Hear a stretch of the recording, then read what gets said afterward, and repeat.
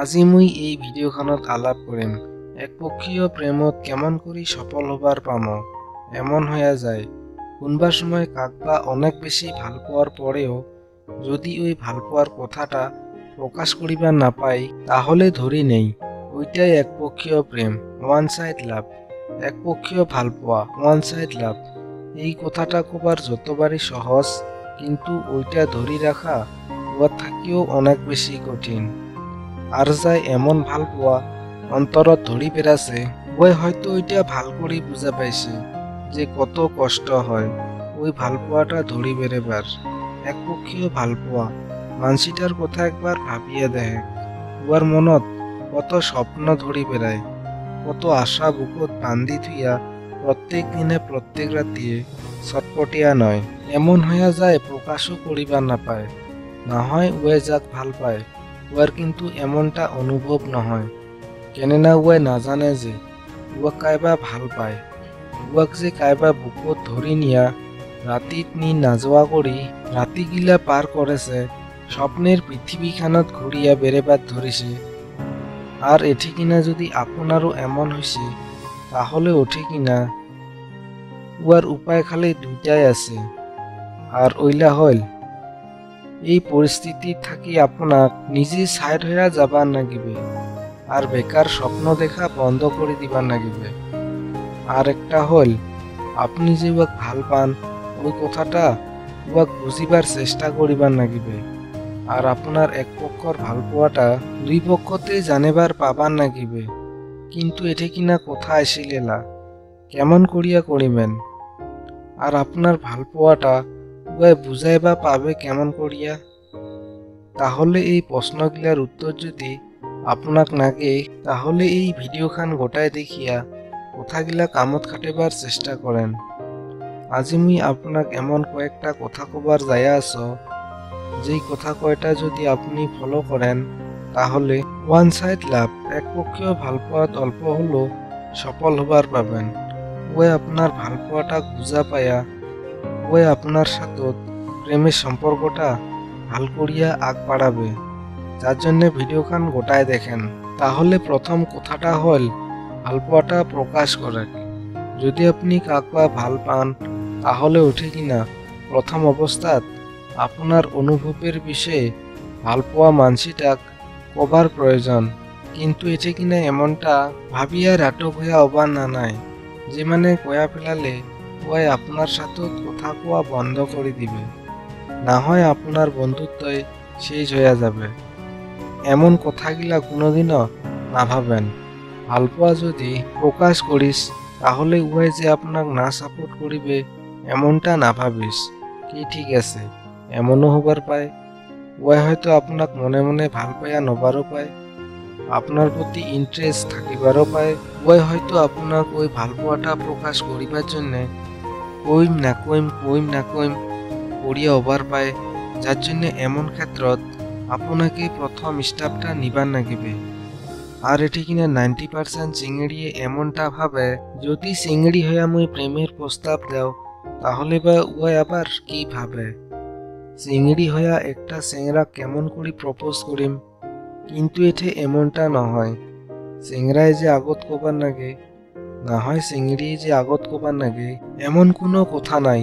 আপনি যাক ভাল পান আর যদি উয়াক পাবার চান তাহলে প্রথমে আপনাকে আগত আগবাড়িয়া যাবার নাগিবে। কিন্তু এঠে একটা কথা মনত রাখেন, যতই দেরি হইয়া যাবে অতই আপনার ক্ষতি হবে।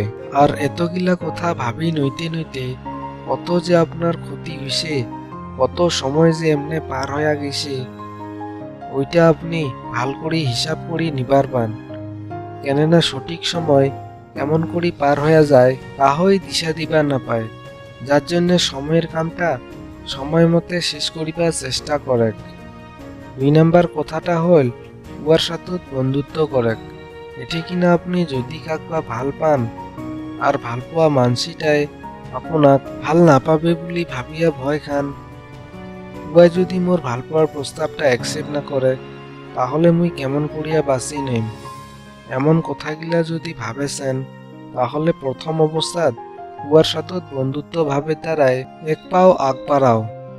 আপনার ভালপোয়াটা জয় করিবার জন্য প্রথম অবস্থাত উয়ার সাথে বন্ধুত্ব বানিয়ে নেও। এক পক্ষ ভালপোয়া মানসিটার সাথে যাতে এমন হয় উয়ার সাথে কিছু সময় মাঝে মধ্যে পার করিবার পান, না হয় যাতে উয়ার সাথে কথা কোয়ার জন্য যাতে একটা রাস্তা বেরিয়া নয়। আর যদি এমন করেন তাহলে আপনিও উয়ার বিষয়ে অনেক কথা উয়ার মুখ থাকিয়ে দাস পাবেন, আর ওই আপনাক বোঝার জন্য একটা সুযোগ পাবে। হয়তো এটি এমনও হবার পায় উয়ারও মনত লাহে লাহে আপনাক ভাল লাগি যাবার পায় কি ঠিক আছে। আর আপনি কোয়ার আগতে যদি উভয় আপনাক ভাল পাওয়ার প্রস্তাব দেয়, এমনও হবার পায় কথাটা মুখ দিয়া প্রকাশ না করিলেও কোথায় কোথায় আপনাক ভাল পাওয়ার ইঙ্গিত দিবার পায়, যে মানে উভয় আপনার প্রতি ইন্টারেস্টেড। সেটা আপনি অত চিন্তা বাদ দিয়া উয়াক প্রপোজ করিবার পাবেন, তাহলে আপনা গোটে চকু মুঞ্জিয়া একসেপ্ট করিবে। 3 নাম্বার কথাটা হল নিজের আত্মসম্মানের উপরত গুরুত্ব দেন। কেননা একটা মানুষের সবথেকে মূল্যবান বস্তুটাই হল উয়ার সম্মান। আর যদি কোনো মানসি নিজকে সম্মান না করে, তাহলে গরুত থাকা মানসিটাই কেমন করি উয়াক সম্মান করিবে, যার জন্য আগত নিজের জন্য সম্মান নিকিলান। কেননা জেলা আপনি নিজকে গুরুত্ব দিবেন, সেটা আপনার গরুত থাকা মানসিটাও আপনার গুরুত্ব দিবে। আর যদি আপনি আপনার প্রেম সফল করিবার চান, তাহলে নিজকে আগত পরিবর্তন করিয়া প্রতিষ্ঠিত হবার চেষ্টা করিস। আর আপনার ওই পরিবর্তনটাই উয়াক আপনার প্রতি আকর্ষিত করাবে, আর উয়াই ইমপ্রেস হইয়া যাবে। 4 নাম্বার কথাটা হল উয়াক একজন বিশেষ হিসাবত ধরিয়া নিস। আপনি এটি নিজকে যতটা গুরুত্ব দিবেন, ঠিক অতটাই আপনি যাক ভাল পান উয়াকেও গুরুত্ব দিবার লাগিবে। কেননা এক পক্ষ হিসাবত যাই কাক বা ভাল পায় উয়ার অন্তরত ভালপোয়া অনেক থাকে, কিন্তু ওই ভালপোয়াটা কেমন করি প্রকাশ করিবার নাগে, ভালপোয়ার মানসিটার নগদ কেমন আচরণ করিবার নাগে, ওই কথাটা বুঝা না পাওয়ার জন্য উয়ার ভালপোয়াটা মানি নিবার না চায়। যার জন্যে ভালপোয়ার কথাটা প্রকাশ করিবার সময়ত উয়াক এই কথাটা বুঝিবার চেষ্টা করেন যে উয়াই আপনার জন্য কতবারই গুরুত্বপূর্ণ, উয়াই যে আপনার জন্য একজন বিশেষ, ওই কথাটা আপনি উয়াক উপলব্ধি করিবার লাগিবে। আর ভালপোয়ার কথাটা কোয়ার সময় উয়াক সম্মান দিয়ে ভালপোয়ার কথাটা কইস, তাহলে উয়াই আপনাক ওটি অ্যাকসেপ্ট করিবেই। এটি কিনা এমনও হবার পায় উয়াই আপনাক একবারতে উত্তরটা না দিবারও পায়। উয়াই ভাবিবার জন্যে হয়তো আপনার থাকি সময় অনসিবার পায়। আর জেলা আপনার উয়াই প্রস্তাব পাবে, সেলা উয়াই কথাগিলা একিলাই একিলাই ভাবিয়া দেখিবে। সেলা উয়াই উঠে আপনার ব্যবহার, আপনি দেওয়া সম্মান, আপনি দেওয়া উয়াক গুরুত্ব, এই কথাগিলা উয়ার মনত পড়িবে। আর উয়াই আপনাক ভাল পাবে, আর আপনাক ইয়েস কোয়াটা উঠেই খাটাং এলা কথা বাজিল। 5 নাম্বার কথাটা হল বারে বারে ফোন না করিস। একপক্ষীয় হিসাবত কাক বা ভাল পাওয়ার পরে ভালপোয়াটা প্রকাশ করিবার না পাওয়া অনেক মানুষই এটি কিনা একটা বড় ভুল করিয়া পেলায়। নিজের প্রেমটা অনুভব করিবার মেসেজ না হয় ফোন করা আরম্ভ করি দেয়।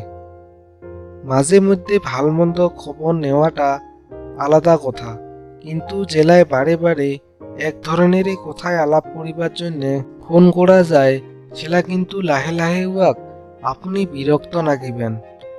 আপনার থাকি সব সময় সেলা দূরত নবার চেষ্টা করিবে। যার জন্যে আজি থাকিয়াই এই অভ্যাসটা বাদ দেখ। অল্প ধৈর্য ধরিয়া একটা সময় খাটাং করিয়া নে, আর মাঝে মধ্যে ওই নির্দিষ্ট সময়টাতে ফোন করিস। কিন্তু সব সময় এটি একটা নতুন বিষয়ের উপর আলোচনা করিস, যেমন লেখাপড়া, না হয় কেরিয়ার সম্পর্কে ওইরকম যদি কোনো ইনফরমেশন থাকে তাহলে উয়াক দিস। আর যদি ওইরকম করিস তাহলে উয়াই ওই সময় নিজকেই ফ্রি রাখিবার চেষ্টা করিবে, আর আপনার প্রতি উয়ার ইন্টারেস্ট বাড়ি যাইয়া থাকিবে। 6 নাম্বার কথাটা হল লক্ষ্য যায় হাজির হওয়ার জন্য সহায় করা। আপনি যেমন করিয়া নিজের লক্ষ্য যায় হাজির হওয়ার জন্য চেষ্টা করেন, ঠিক সেরকমই আপনি ভালপোৱা মানসিটারও লক্ষ্যত যে হাজির হওয়ার জন্য সহায় করেন। আপনি উয়াক সহযোগিতা করেন, উয়ার কি ইচ্ছা কি অনিচ্ছা ওইলা বুঝিবার চেষ্টা করেন। সেলা উয়ার মনোবল বাড়ি যাবে। নিজের লক্ষ্যর রাস্তা দিয়া উয়াই আগবাড়ি যাওয়ার জন্য প্রেরণা পাবে। উয়াই আপনাক সঙ্গী হিসাবত আবার চাবে। কিন্তু আপনি এঠে উয়ার লক্ষ্যর কথা ভাবিয়া না হয় উয়াক ইমপ্রেস করার কথা ভাবিয়া নিজের লক্ষ্যটা যাতে ভুলিয়া না যাস, ওই কথাটা কিন্তু এঠে মনত রাখিস। এই ভিডিওখানত কোৱা কয়টা কথাত থাকি আপনি এঠে এইটাই বুঝিয়া নেন যে মানে একপক্ষীয় প্রেমত সফল হবার জন্য অল্প হলেও ধৈর্য আর নম্রতার দরকার আছে। মুই কোৱা এইলা কথাত থাকি যদি আপনার কোনো উপকার হইছে তাহলে ভিডিওখানত একটা লাইক করে দেন, আর মনের কিছু কথা থাকিলে ওইটা কমেন্টত জানান।